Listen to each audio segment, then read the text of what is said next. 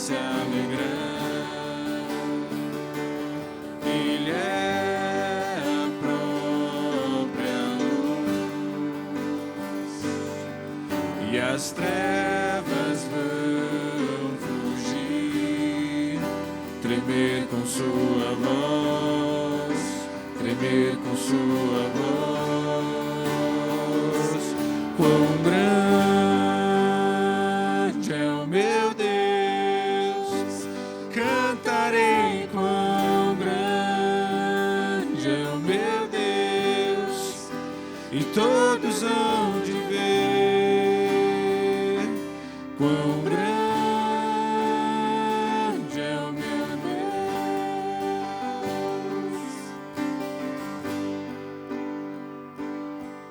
Por gerações Ele é, o tempo está em tuas mãos, o começo, meio e fim, o começo, meio e fim. Três se formam em um,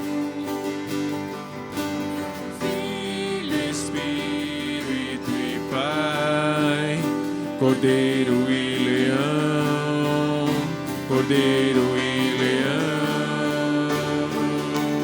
Quão grande é o meu Deus, cantarei. Quão grande é o meu Deus, e todos hão de ver quão grande é o meu Deus. Sobre todo nome, sobre todo nome é o seu. Tu és digno do louvor. Eu cantarei quão grande é o meu Deus. Sobre todo nome, sobre todo nome é o seu. Tu és digno do louvor.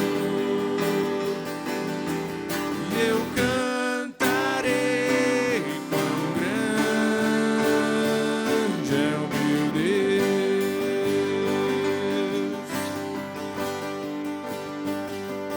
Quão grande é o meu Deus, cantarei. Quão grande é o meu Deus, e todos hão de ver quão grande é o meu Deus. Amém, Jesus. O Senhor é grande, digno de toda glória e toda honra, Deus. O Senhor é vitorioso. Recebe o nosso louvor, Deus.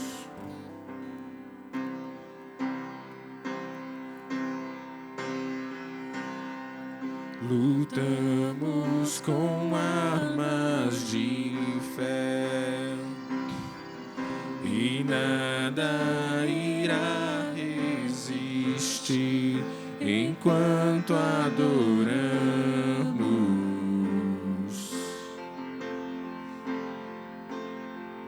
Em meio às tribulações, o nosso Deus é vencedor, nós o adoramos.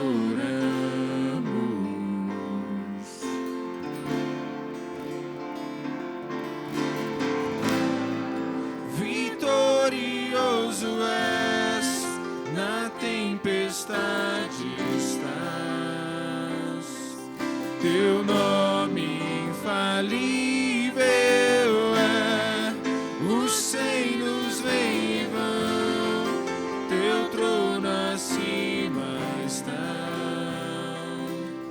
teu nome imutável é,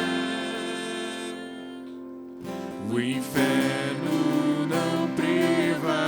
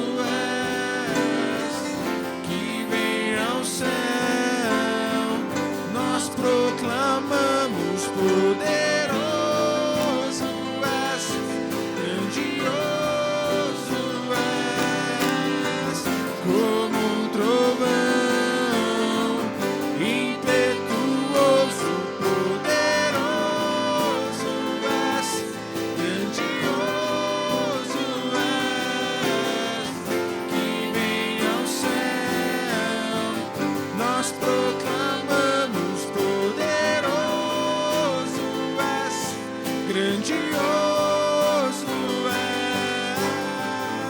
és, vitorioso és, na tempestade estás, teu nome infalível é, os reinos vêm e vão, teu trono acima está,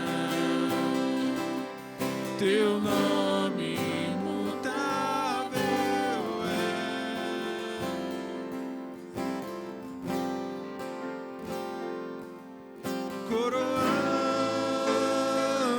Coroamos a ti, ó Rei Jesus, coroamos a ti, ó Rei Jesus, adoramos o teu nome, nos rendemos aos teus pés, consagramos todo o nosso ser a ti, ao único que é digno de receber a honra e a glória, a força e o poder,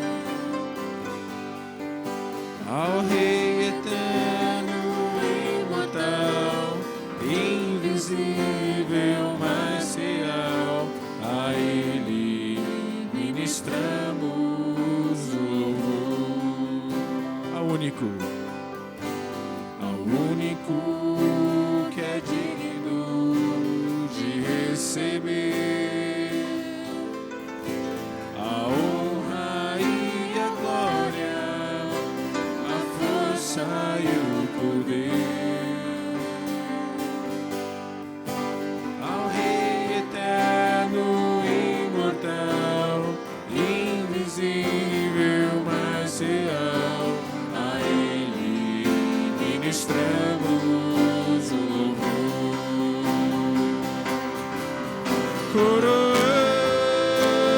Coroamos a ti, ó Rei Jesus, coroamos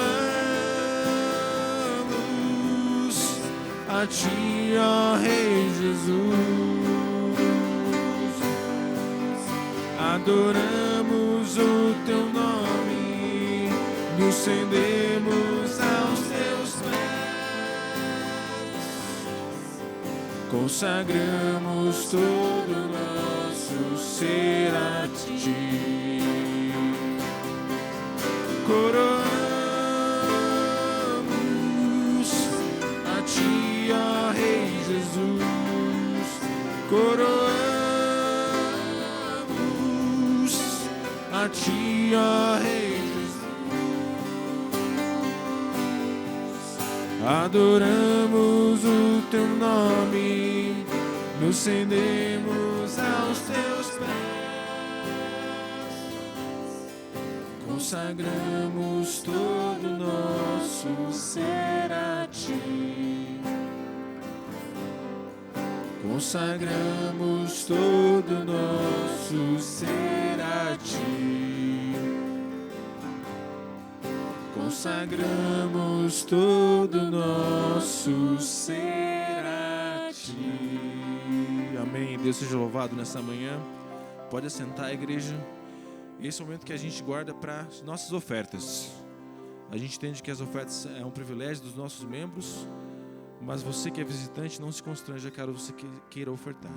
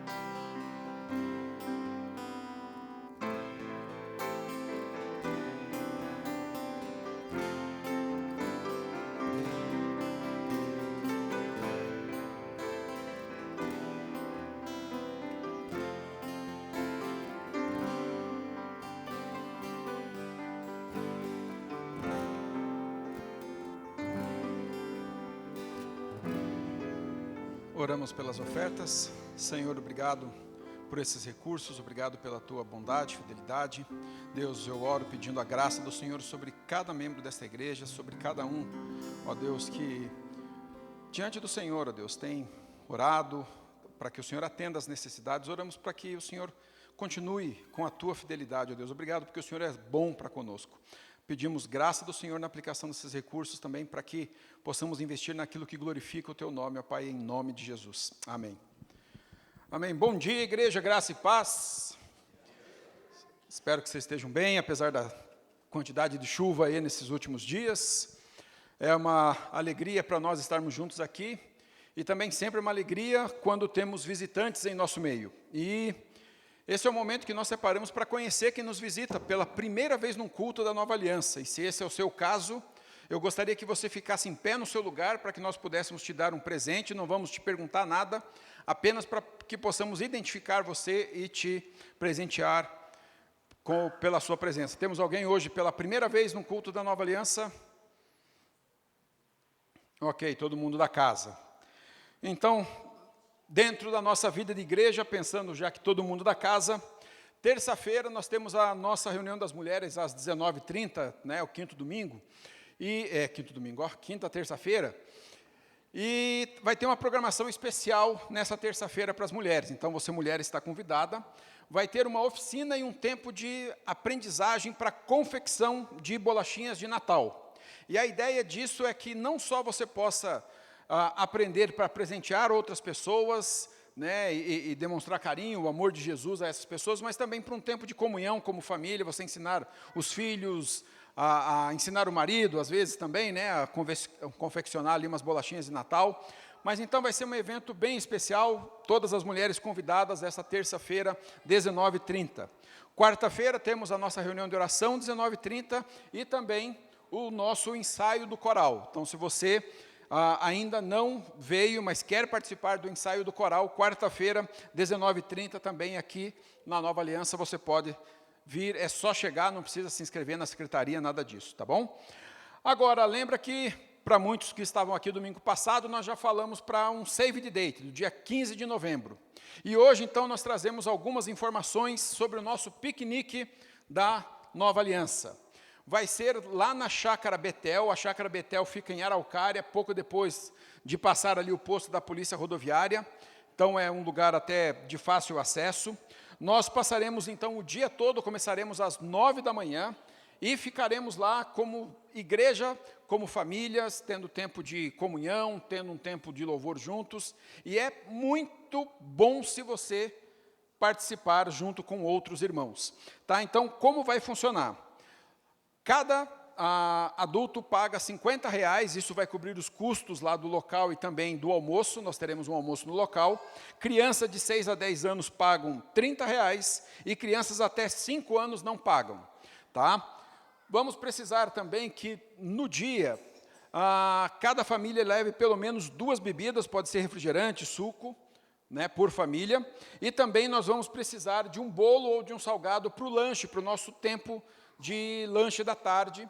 Isso aí é algo que daí nós vamos fazer lá um junta, não é mais junta panela, né, um junta formas e afins, para que a gente possa então nesse tempo ter um tempo também de comunhão.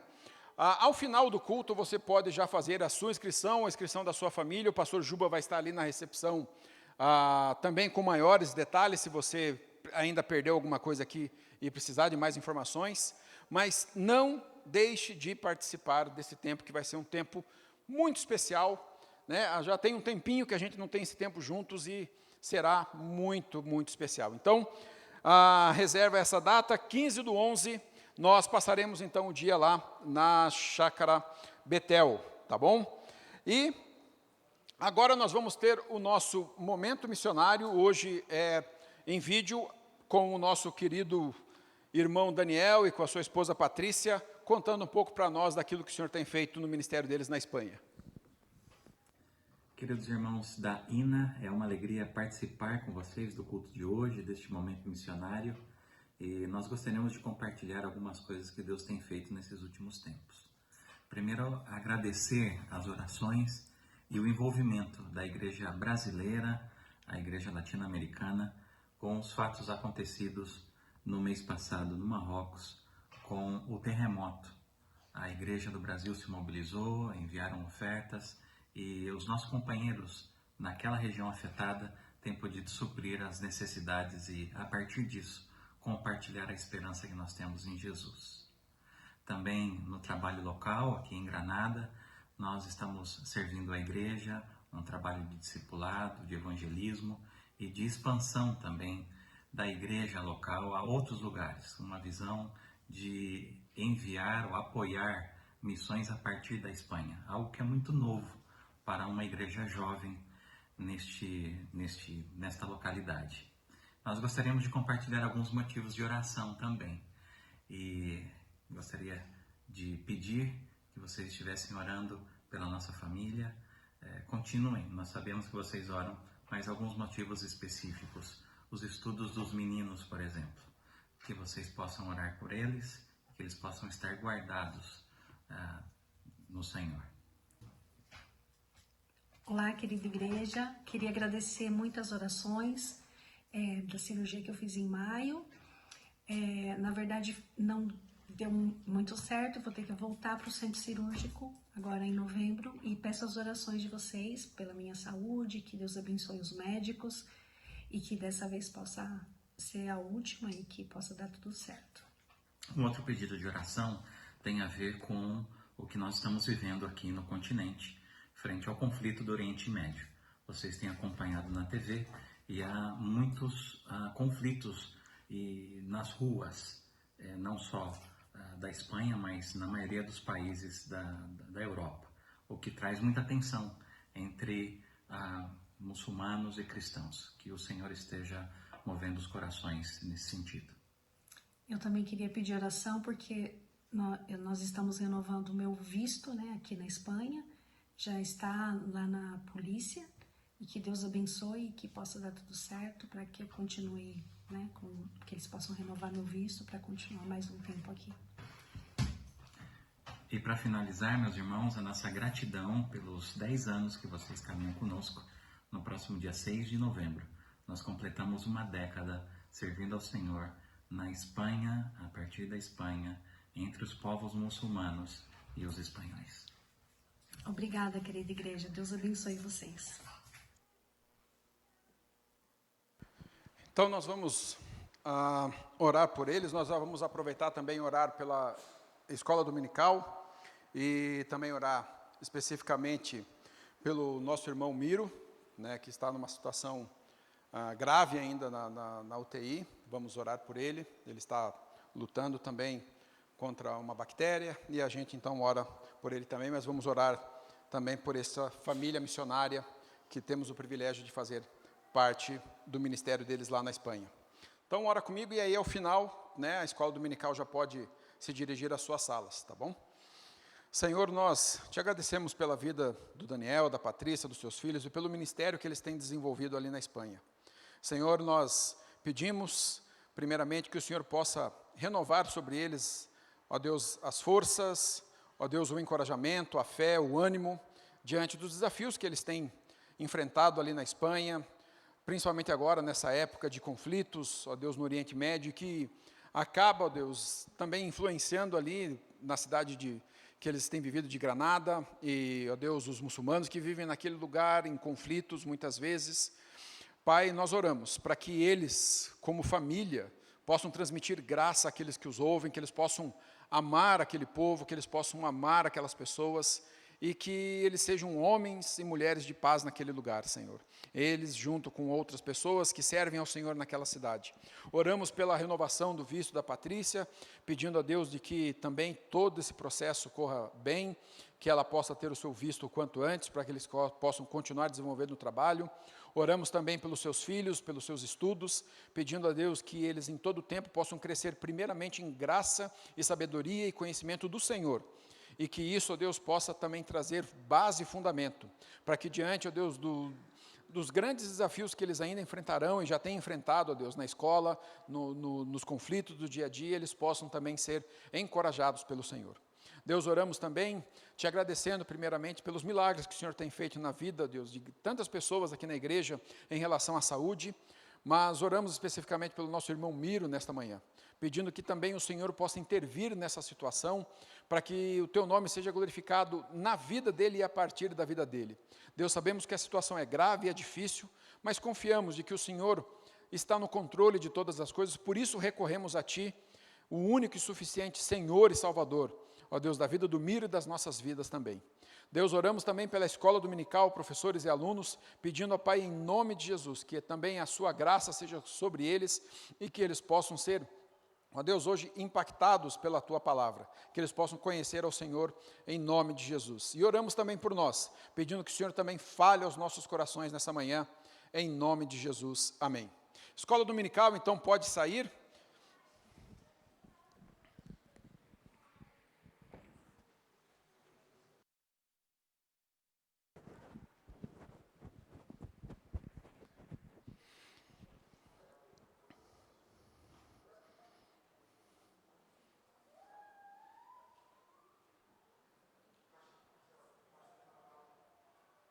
Ok.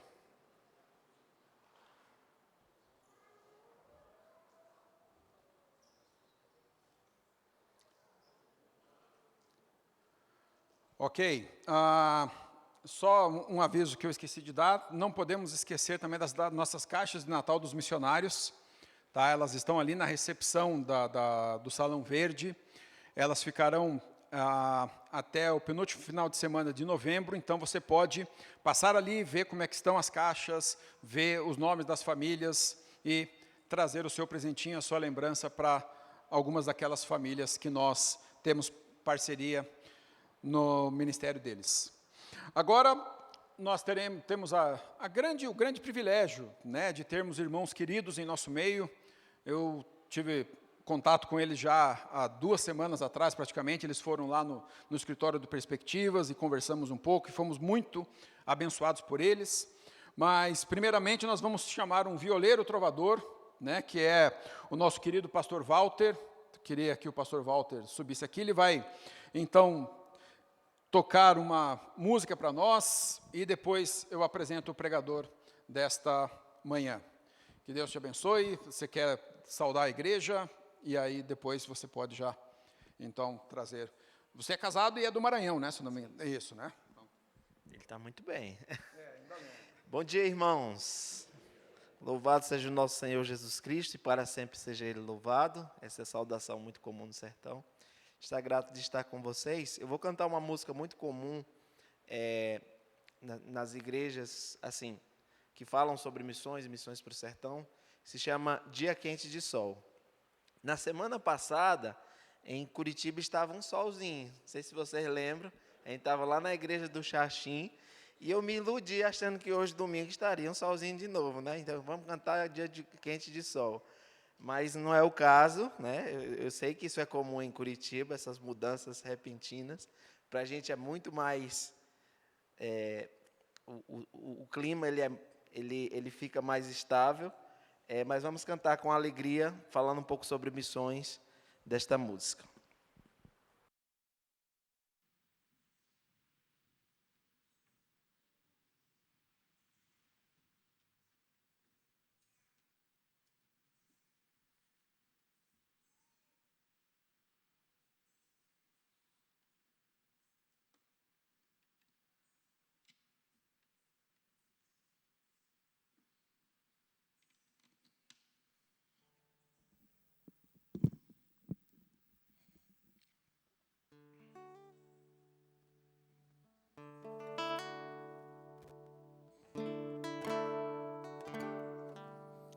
Eu sou maranhense, mas estou servindo no Piauí, tá? O Nordeste é gigantesco. Você tem pouco mais de 39 milhões de pessoas e a média de 14 milhões de pessoas no sertão nordestino. A mensagem que nós trazemos é de uma missão feita no sertão nordestino, na zona rural.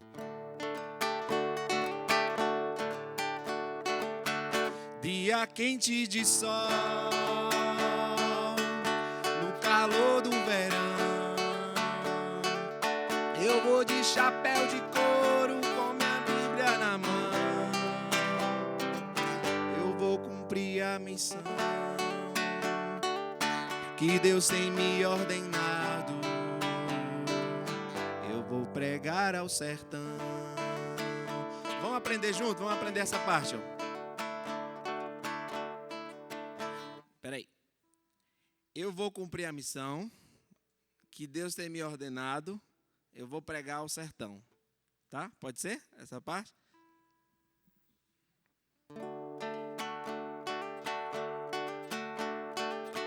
Dia quente de sol,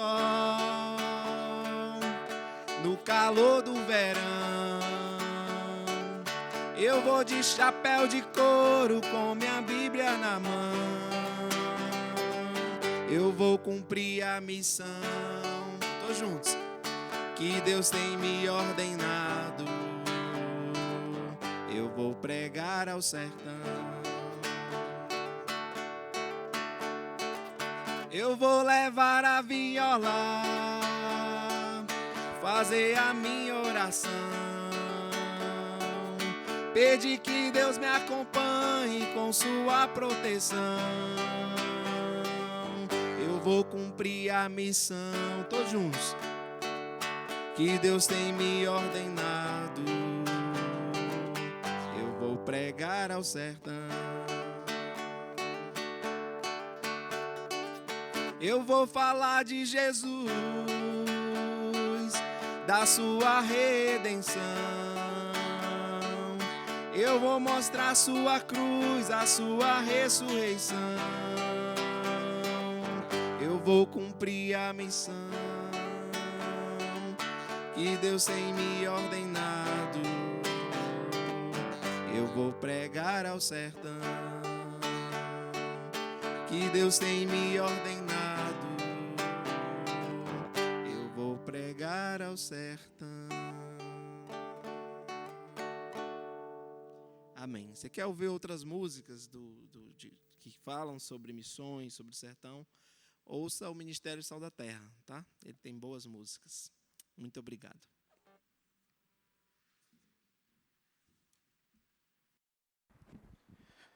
Muito obrigado, querido. Obrigado por nos inspirar com essa canção. Vocês ouviram o que vocês cantaram, né? Então, vocês vão pregar no sertão, ainda que seja pelas orações de vocês, mas agora vocês assumiram um compromisso. Mas temos também a presença aqui nesta manhã do pastor Kleber. E o pastor Kleber, ele é casado com a Rivalda, eles têm 2 filhos, a Débora e o Eliabe. E ele é membro fundador da Missão Pro Sertão. Ele é pastor também lá em Teresina, no Piauí. Então, junto também com o pastor Walter, eles servem na Missão Pro Sertão. E é um grande privilégio para nós tê-los aqui nesta manhã, sermos abençoados pela palavra que será ministrada. E eu queria que você orasse comigo mais uma vez pela vida dele, depois ele se apresenta também com mais detalhes. Senhor, nós te agradecemos pelo privilégio de ouvir este homem de Deus aqui nesta manhã. Te agradecemos já por esta canção que ouvimos e, Pai, que dias de sol, mas dias de sol que sejam dias de alegria por conhecer ao único e verdadeiro Deus, venham a raiar sobre aquele lugar, sobre todo o Nordeste e sobre o sertão.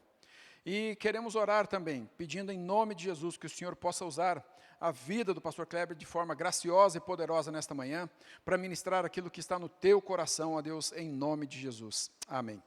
Amém. Deus te abençoe, querido.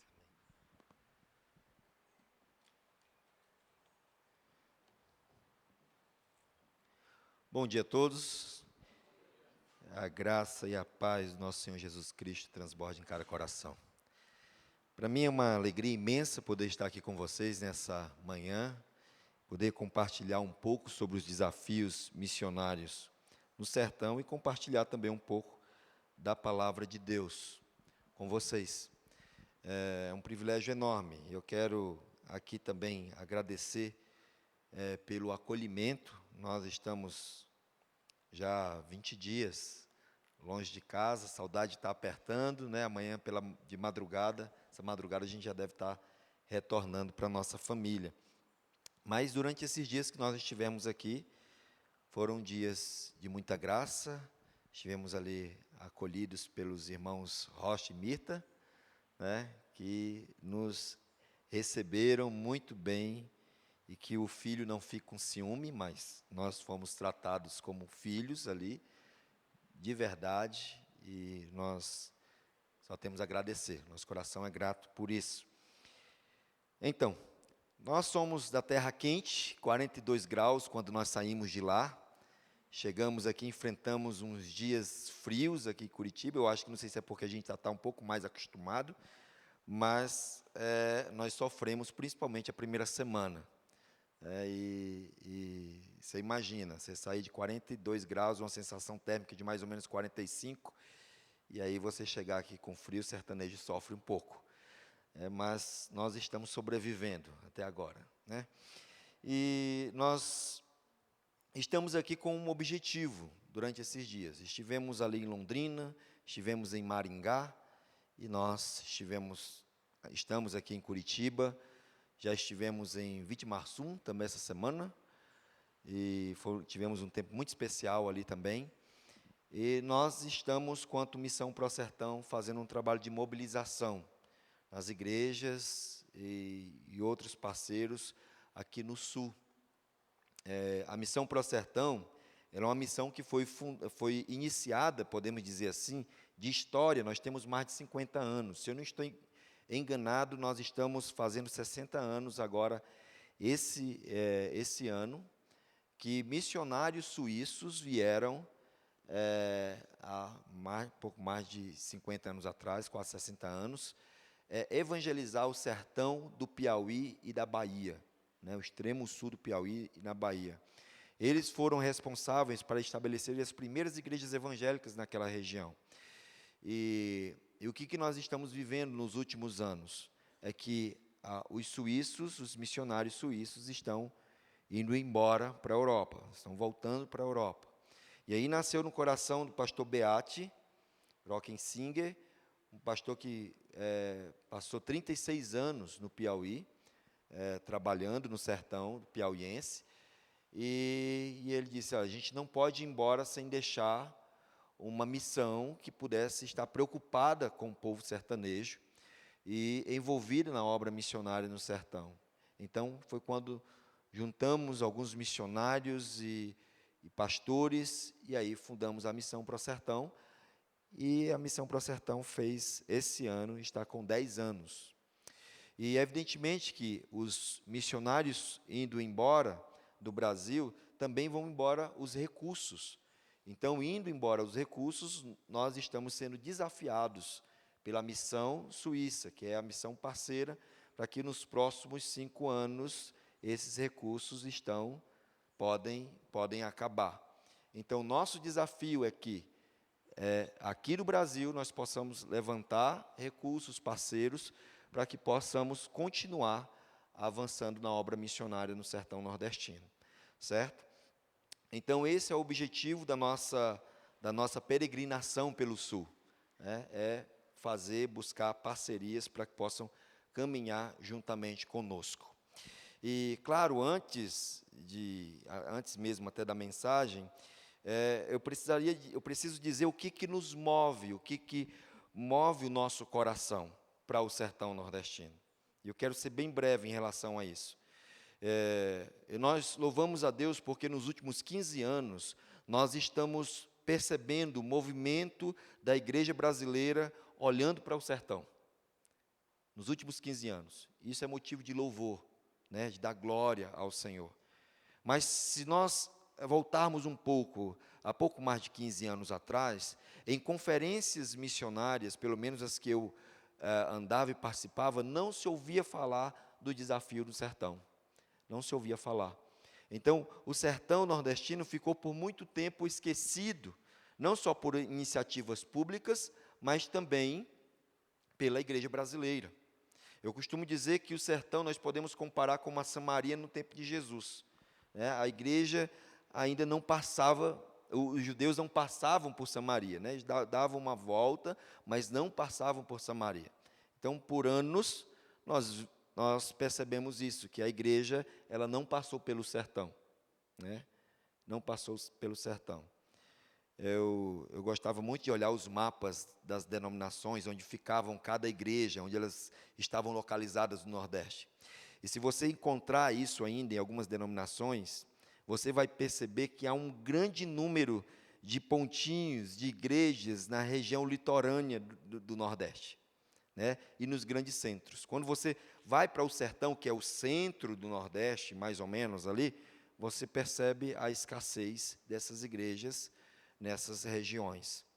E quando nós falamos de sertão, meus queridos, nós falamos de forma bem específica, como essa é a nossa preocupação quanto missão para o sertão, principalmente dos povoados do sertão. Há 17 anos atrás, me falaram que haviam pessoas no sertão que nunca tinham ouvido falar de Jesus e que não conheciam Jesus. E eu confesso para vocês que eu duvidava. Eu dizia assim, eu não nasci em Teresina, sou teresinense, mas não nasci em Teresina, sou nascido fora da terra. Nasci em São Paulo, meu pai maranhense, minha mãe piauiense. Aos 5 anos de idade, voltei para Teresina por conta do meu problema asmático. Aí os médicos recomendaram ir para o clima mais seco. Aí eles levaram ao pé da letra, um clima mais quente, né? Foram para Teresina, que é o clima lá em cima, a temperatura lá em cima. Então, há 17 anos atrás, me falavam de pessoas que nunca tinham ouvido falar de Jesus. E eu, em Teresina, ali você vai caminhando para a igreja, você passa por 2, 3 igrejas, rádio falando de Jesus, televisão falando de Jesus. Eu não acreditava muito. Mas o Senhor resolveu me mostrar algo interessante, moveu meu coração. E foi quando eu participei de um projeto missionário no Ceará, na cidade de Jardim, e eu fui para um povoado chamado Lameirão.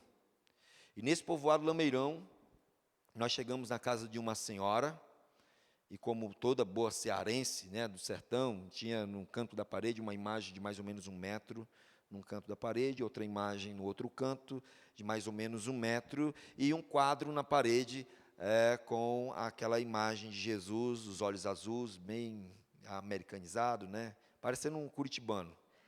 Então, tinha lá na parede. Então, nós nos lembramos, eu e minha esposa, nós chegamos lá e nos lembramos assim, lembramos da história de Paulo, quando ele chega, né, no Areópago. Aí nós vamos perguntar quem é esse aqui, essa imagem, essa e aquela que está na parede. E aí, quando ela falar que é Jesus, nós vamos falar, é desse que nós viemos falar. A estratégia estava pronta.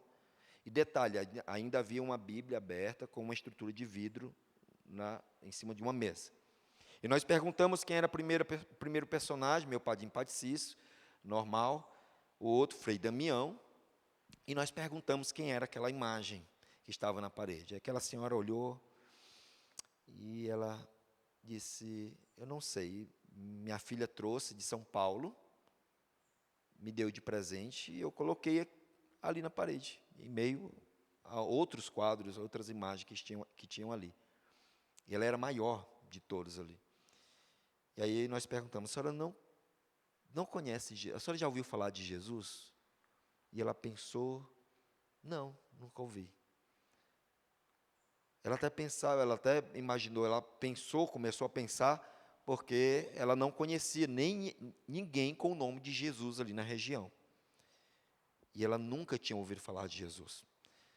E nós olhamos para a Bíblia dela, aquela senhora é uma analfabeta, e a senhora sabia que a Bíblia fala de Jesus? Ela disse, não sabia. Ela ia ficando cada vez mais impressionada. E nós pegamos a Bíblia dela, pedimos licença, pegamos a Bíblia dela e mostramos para ela que Jesus estava na Bíblia. E pela primeira vez aquela senhora ouviu falar de Jesus. Eu queria falar aqui para vocês que aquela senhora se converteu no momento que nós saímos dali. Mas ela não se converteu. Mas ela ouviu falar de Jesus pela primeira vez. E ali Deus usou aquele momento para mexer comigo, para falar ao meu coração e dizer, e Deus falou comigo naquele momento, é para isso que eu quero você. E é por isso que eu e minha família, nós nos dedicamos hoje na evangelização do sertão nordestino. Por quê, meus queridos? Pastor Valdo falou, são 14 milhões de nordestinos. Desses 14 milhões, nós olhamos para a zona urbana do Nordeste em si, a zona urbana, vamos falar de povoados, a zona urbana do Nordeste, hoje são 25% de evangélicos. É um número muito bom. Mas 36% da população nordestina mora na zona rural. e apenas 1,5% conhecem o Evangelho. Olhando para o Piauí, aonde nós moramos, 1/3 da população mora na zona rural. Pouco mais de 3 milhões de pessoas é o total do estado do Piauí. 1/3 dessa população mora na zona rural e apenas 0,5% conhecem o Evangelho. São entre 6 a 10 mil povoados sem presença evangélica. Imagine, um grande desafio para a igreja brasileira. Um grande desafio. E nós falamos de povoados com 20, 30, 40, 50, 100 famílias, povoados muitas vezes pequenos, mas que a igreja não está presente, não tem um crente presente, não tem alguém desenvolvendo um trabalho ali. Então, essa é a nossa preocupação. E nós usamos 3 estratégias. A mobilização, que é isso que nós estamos fazendo, nós entendemos que a partir do momento que a igreja conhece os desafios, ela é movida a alcançar essas regiões. Movendo a própria igreja do Nordeste para olhar para o quintal de casa, para olhar para essas comunidades que ainda não foram alcançadas. Mas também nós temos a capacitação. Nós temos duas coisas importantes que consideramos importantes na capacitação, que é a capacitação missionária, o CMM, que é a capacitação de obreiros do sertão para o sertão. Nós oferecemos a capacitação sem a necessidade de tirar o obreiro do sertão, porque ao longo dos anos nós percebemos que no momento que você tira o sertanejo para capacitar ele, oferecer a capacitação para ele na zona urbana, e depois ele não volta mais, depois de 4 anos. Ele já se adapta a uma outra realidade. Então nós oferecemos isso para ele sem tirar ele do local. E nós também temos a capacitação missionária de igrejas que querem alcançar o sertão nordestino, igreja do Nordeste, mas não sabem como fazer. Então nós montamos uma equipe, levamos até a igreja, treinamos a igreja, mostramos as possibilidades para que ela possa alcançar essas comunidades. E nós temos o incentivar, que é a nossa parte mais social da missão. Sabemos que no Nordeste, no sertão, há muitos povoados que há escassez de água. E nós levamos, ano passado, nós pudemos escavar 8 poços. E esses poços que nós escavamos, nós não escavamos sem a igreja. Nós fazemos parceria com a igreja para que a igreja possa assumir a parte evangelística daquele local. Assuma isso. E não é só a escavação do poço, mas também nós temos 3 coisas que nós ensinamos ao agricultor, ao sertanejo. A plantar, através de hortas comunitárias, roça permanente, onde ele pode limpar, plantar e colher todos os dias, ele sempre vai ter um fruto da época, e um projeto de agrofloresta, que visa plantar árvores maiores, e no centro, no meio dessas árvores, eles possam cultivar frutos que não é típico da região. De que maneira a gente faz isso? Nós temos um programa chamado Semana Experimental. A gente traz o sertanejo até um sítio onde nós temos todos os processos de como fazer uma terra que não é produtiva, através de um processo de compostagem, fazer com que ela se torne produtiva. Então, a gente traz ele, mostra todos os passos, os processos, porque o sertanejo, ele é resistente à mudança. Se você enviar um agrônomo lá para dar toda a aula para ele, dizer como é que para ele fazer direitinho, quando ele sair de lá, ele volta a fazer como ele fazia antes, porque os avós, os pais deles ensinaram daquela forma, e ele volta a fazer como ele fazia antes. Mas quando ele vê, enxerga os processos, aí é diferente. Aí ele volta e faz justamente como ele aprendeu ali. Então, nós, quanto Missão para o Sertão, nós temos essa preocupação. E nós rogamos ao Senhor que nós possamos dar continuidade aí até que o último povoado seja alcançado para a honra e glória do Senhor. Dito isso, eu quero convidar você a abrir a sua Bíblia. Evangelho de Mateus, capítulo 9.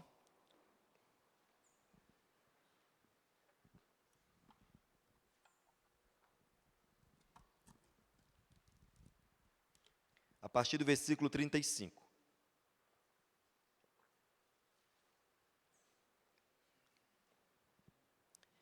Você vai deixar a sua Bíblia aberta aí, você vai acompanhar aí esse texto.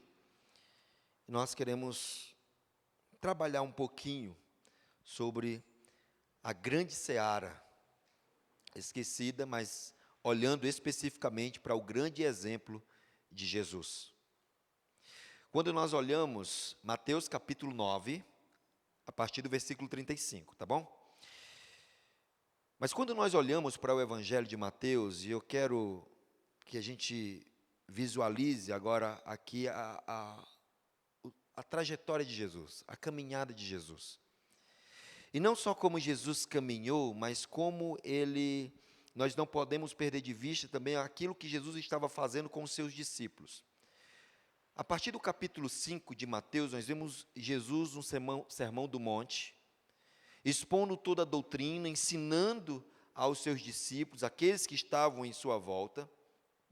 E nós vemos Jesus ensinando. No final do Sermão do Monte, Jesus desce dali e Jesus começa a praticar tudo aquilo que ele havia ensinado, tudo aquilo que ele havia falado aos seus discípulos. Jesus não ficou preso ao discurso, mas ele praticava aquilo que ele falava. E isso nos mostra que o Evangelho, ele é prático. Ele não é só teórico. O Evangelho é prático, precisamos viver o Evangelho. Precisamos encarnar o Evangelho. Precisamos viver. E Jesus mostra isso aos seus discípulos, e os discípulos estão caminhando com ele. E os discípulos não só ouviram Jesus falar, mas eles estão vendo e observando o Mestre fazer. E aí, chegando no versículo 35, nós vamos ver que Jesus ele percorria todas as cidades e povoados, ensinando nas sinagogas, pregando o evangelho do reino e curando todo tipo de doenças e enfermidades. Curando todo tipo de doenças e enfermidades. Precisamos compreender o olhar e a garantia que recebemos de Jesus Cristo.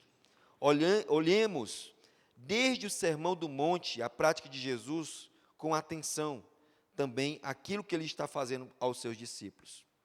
E eu quero, primeiramente, olhar para o versículo 35 e olhar aqui Jesus como o maior exemplo que nós temos.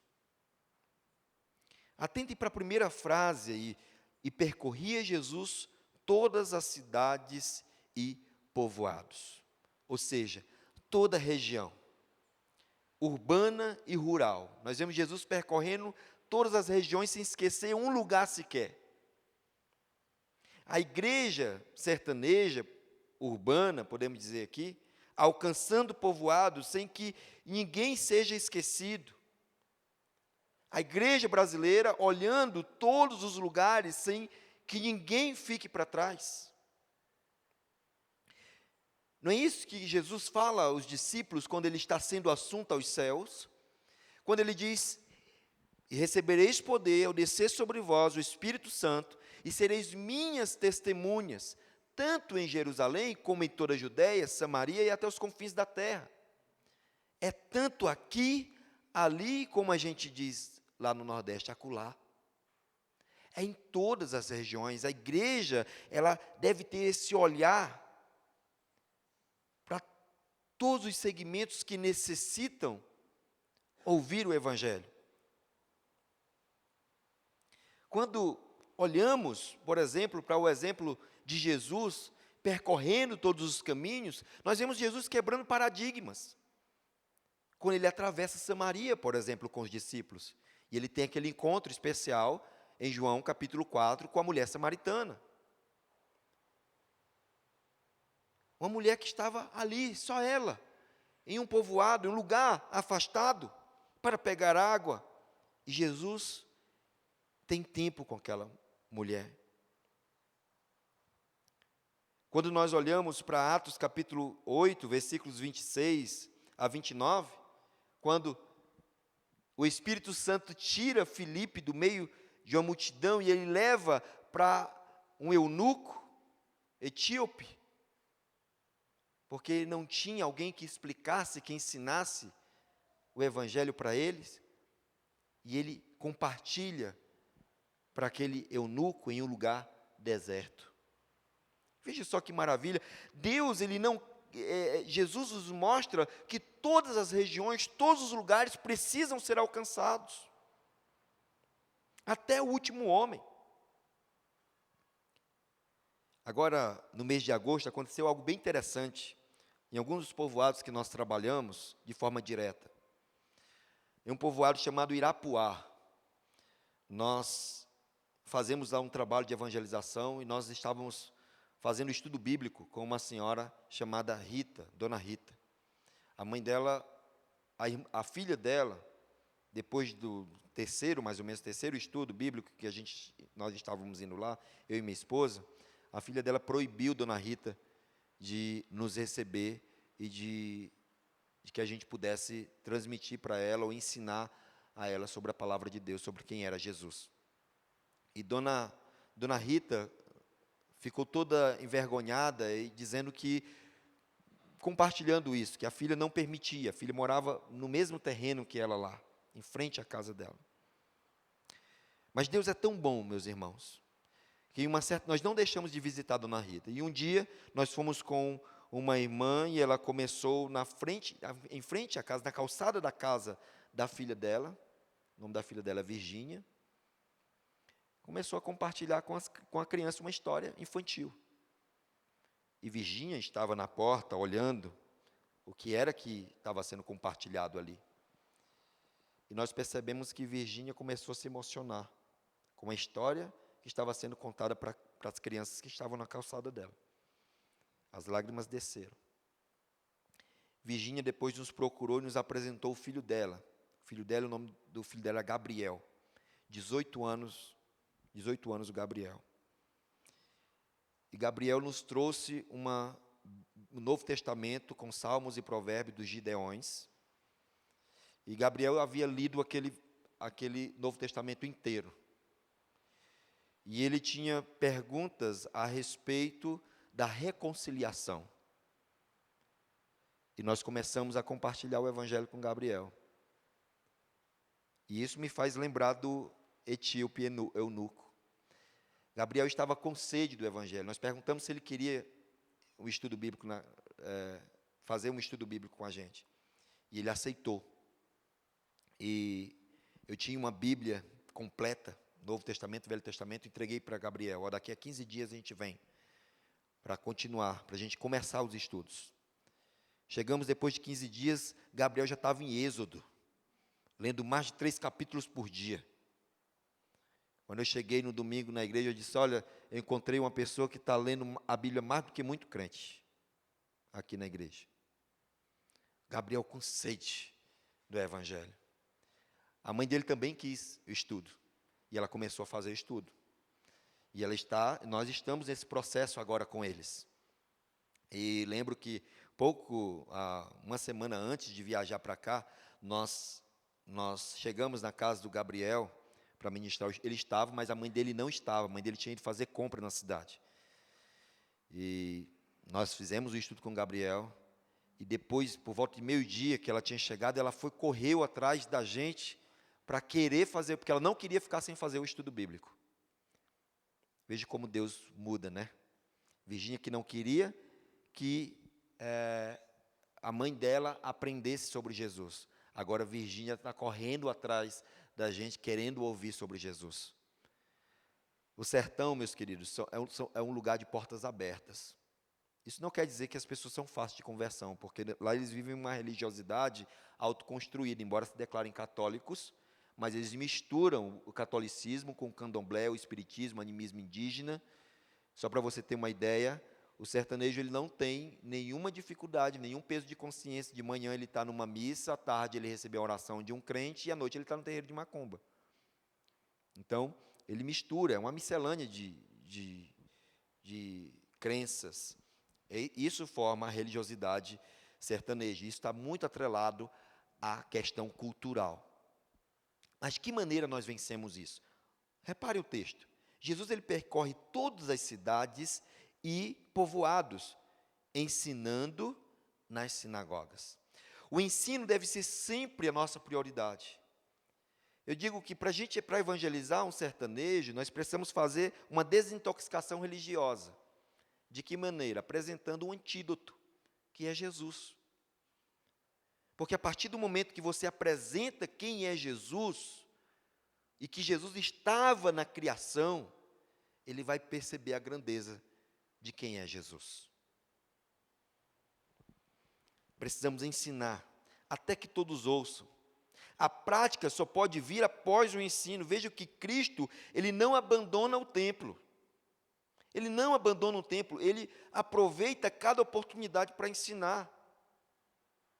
Não é pela força, mas pelo ensino. E muitos judeus se converteram a Cristo.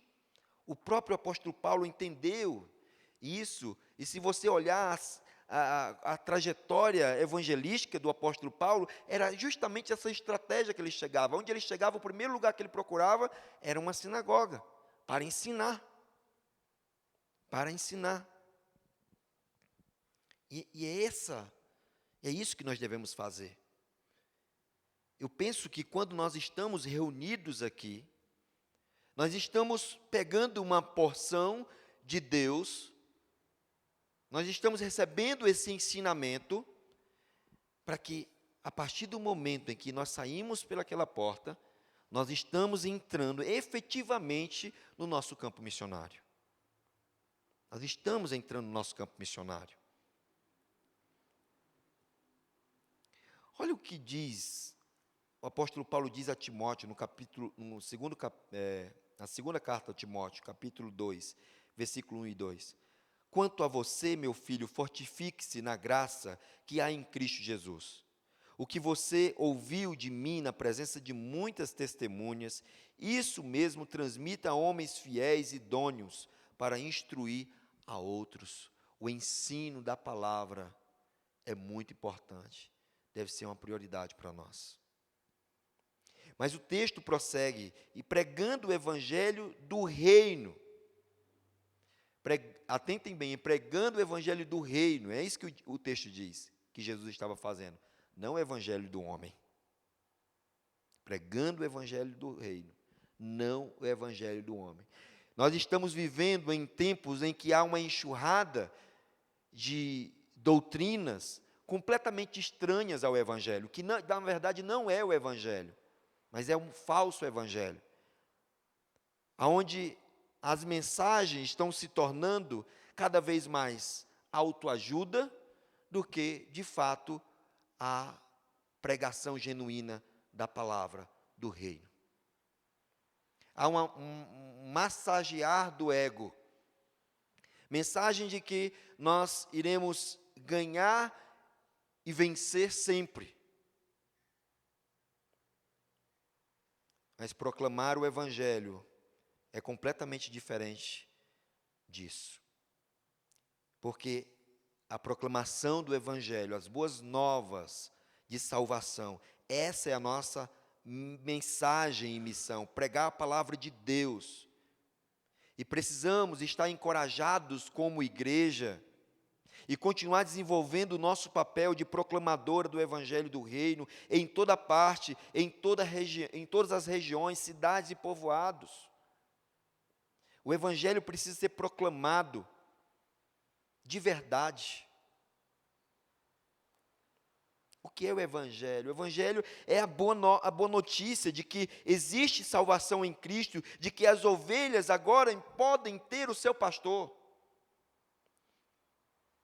de que agora elas podem ser reconciliadas com Deus. Essa é a prioridade. 2 Coríntios capítulo 5, versículos 18 e 19, diz: ora, tudo provém de Deus, que nos reconciliou consigo mesmo por meio de Cristo e nos deu o ministério da reconciliação, a saber, que Deus estava em Cristo reconciliando consigo o mundo, não levando em conta os pecados dos seres humanos e nos confiando a palavra da reconciliação. Deus estava em Cristo, reconciliando consigo o mundo.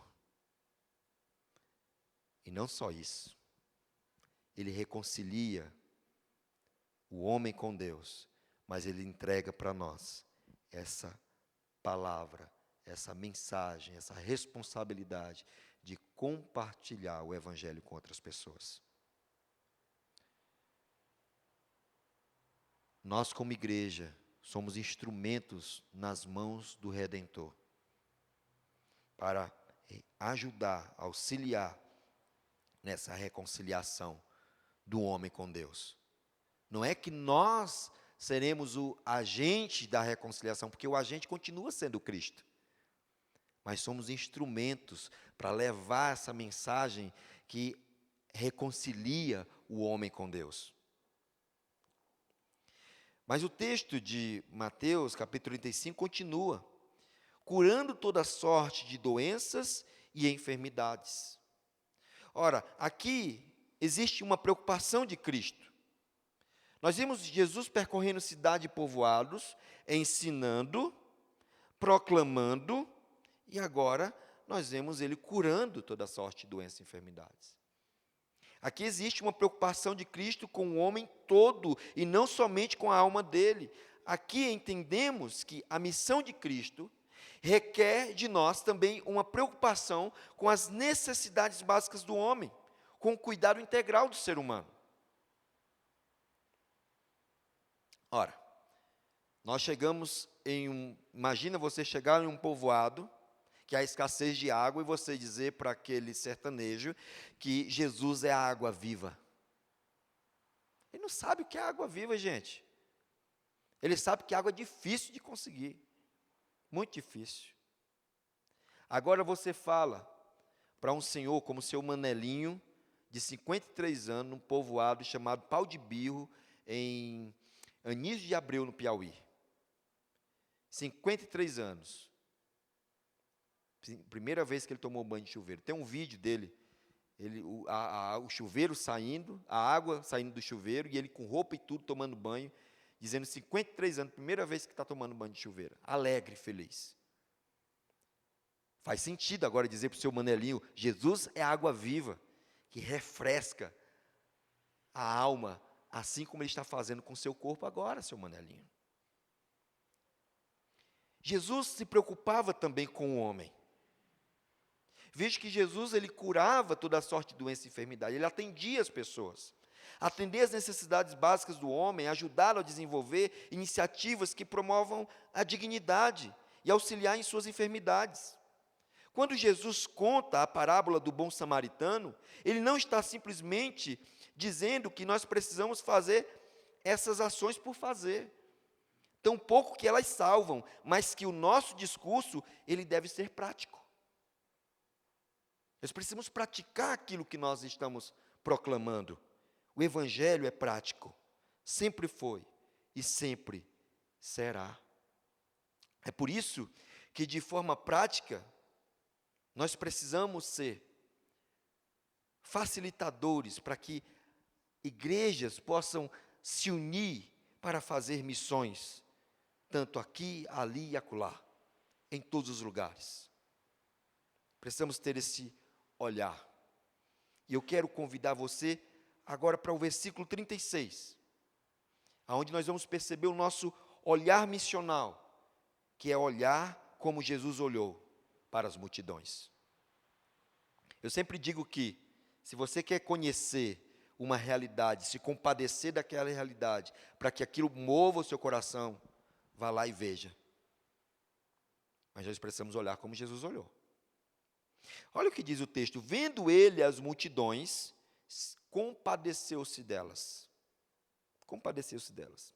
Aqui está algo muito importante, como se compadecer das pessoas.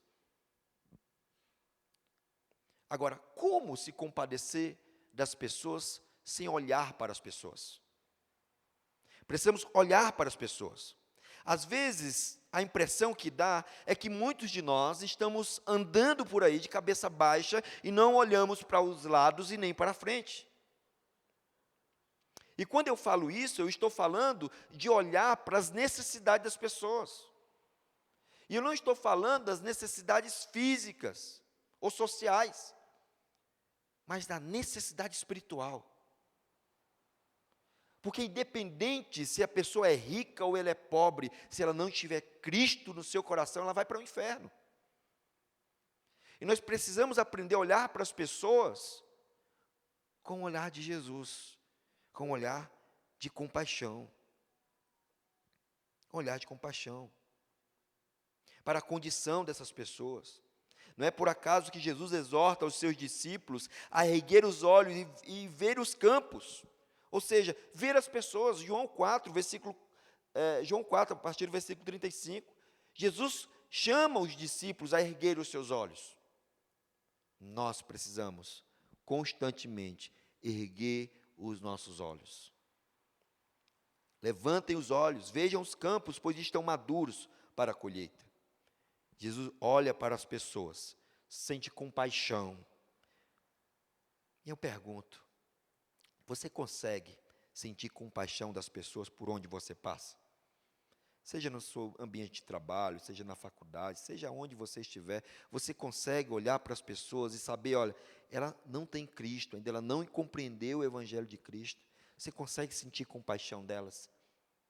De que se elas continuarem naquela condição, o fim delas será trágico.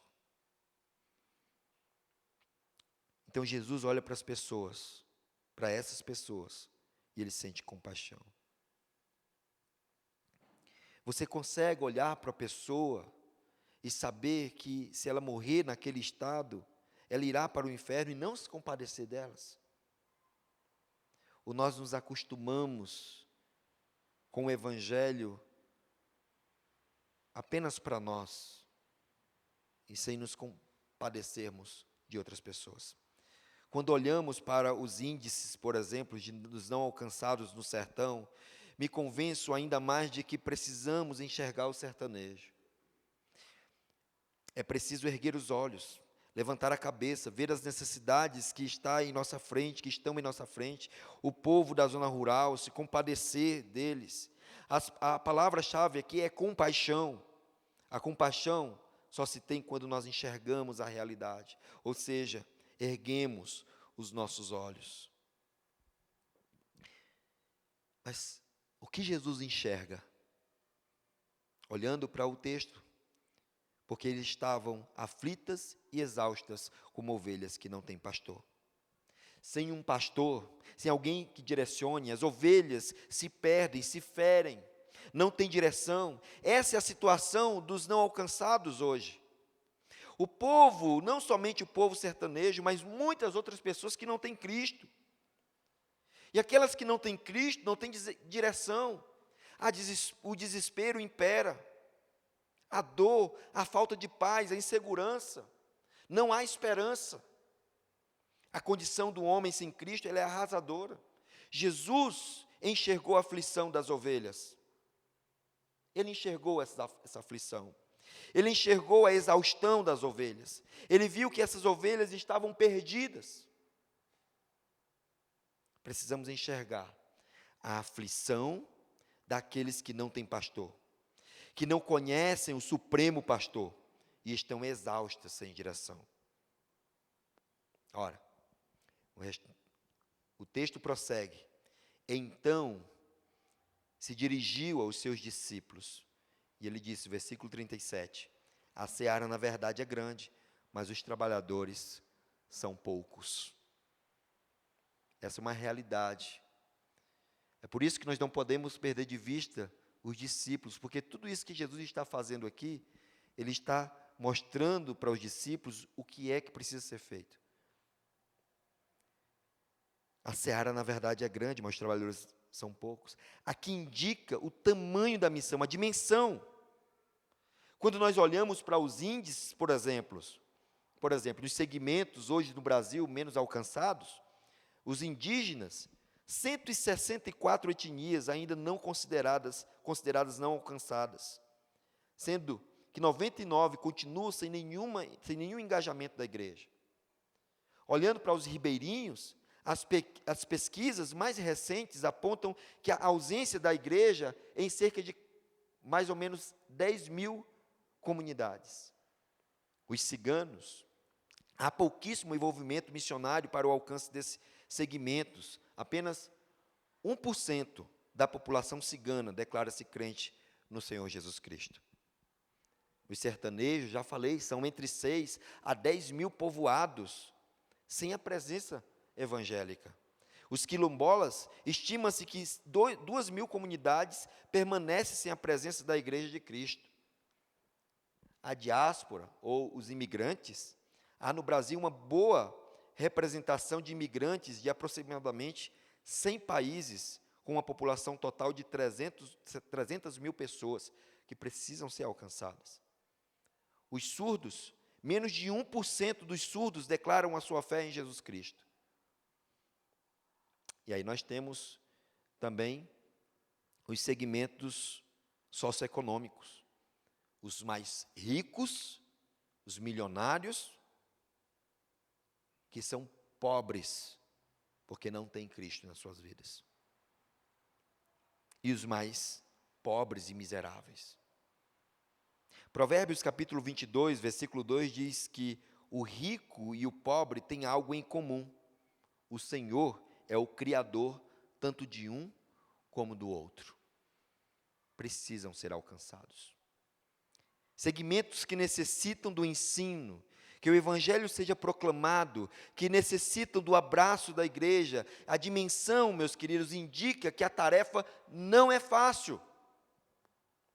A seara ela é grande, sim, a dimensão ela é enorme, mas mesmo sendo poucos os trabalhadores, Jesus não está dizendo que eles não existem. Mesmo sendo poucos, eles existem, precisam ser lançados dentro da seara. E o motivo do pedido de Jesus é esse, mais tarde. Eles precisam ser lançados dentro da seara. Quando você vai plantar, fazer uma plantação, plantar uma roça, o agricultor, ele simplesmente, ele traça o tamanho ali da roça e cai para dentro do serviço. Dá trabalho limpar, dá trabalho plantar, dá trabalho cuidar, até ver os frutos. Mas se ele parar por alguns instantes e olhar o tamanho do trabalho que ele tem pela frente, aí ele fica desestimulado, a fazer. Mas a partir do momento que ele entra para o serviço, ele faz o serviço, na esperança de que mais tarde ele vai colher, e mais tarde ele vai colher. O que Cristo está dizendo aqui, não é que é uma missão impossível, apenas que o trabalho é grande, mas que os trabalhadores existem. E aí nós podemos fazer a terceira consideração aqui, que é imitar os passos de Jesus. Imitar os passos de Jesus é a garantia de bons resultados. Repare o versículo 38. Jesus, falando aos seus discípulos, rogai, pois, ao Senhor da seara. Rogai ao Senhor da seara. Toda grande obra deve ser precedida de oração, na dependência de Cristo. Não podemos pensar que nós podemos fazer a obra do Senhor sem Ele. Mas toda grande obra é precedida de oração. A ordem do Senhor é rogar, clamar a Deus, pois nenhuma missão pode ser realizada sem a dependência dEle. Ele é o dono da obra. Nós somos cooperadores juntamente com Ele. Toda a obra do Senhor deve ser feita com o Senhor, na dependência do Senhor. O próprio Jesus disse: sem mim nada podereis fazer. Nada podereis fazer. Jesus, em toda a sua caminhada, vemos Ele se retirando para orar, tendo tempo com o Pai. Tendo tempo com o Pai. Convidando e convocando os seus discípulos à oração. A oração, ela é necessária. Agora, qual o conteúdo dessa oração? O texto diz: para que mande trabalhadores para a sua seara. Para que mande trabalhadores para a sua seara. Aqui o texto no original trata-se de uma palavra dura, que é jogar, é lançar fora os trabalhadores para fora, na seara. Isso pressupõe que os trabalhadores, de fato, eles existem, mas precisam ser jogados lá dentro. E a oração é essa. É para que Deus nos mova a sermos jogados na seara, a sermos cooperadores com Cristo na seara, a estarmos envolvidos com a seara de Cristo. Ou seja, sermos arrancados muitas vezes da nossa zona de acomodação. Muitos de nós talvez precisamos erguer os olhos para ver a grande seara e assim sermos jogados lá dentro para colher. O trabalhador que vai plantar a roça, ele sabe do trabalho que dá. Ele sabe que não é fácil. Limpar o campo, arar a terra, plantar a semente, cuidar, limpar, até colher os frutos. Não trata-se aqui só de olhar o tamanho, mas de rogar para que o Senhor, através da sua graça e misericórdia, nos lance na sua seara, no seu terreno, naquilo aonde houver alguém que precisa ouvir o Evangelho, ali é o lugar onde nós devemos estar, compartilhando. E precisamos aprender com Jesus. E é dessa forma, muito simples, que Jesus nos ensina. E que nós precisamos olhar para Ele. Eu queria concluir lendo um versículo com todos vocês. João, primeira carta de João, capítulo 2, versículo 6.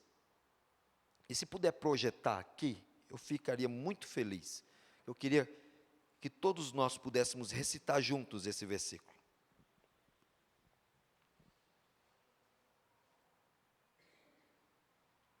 Primeira carta de João, capítulo 2, versículo 6.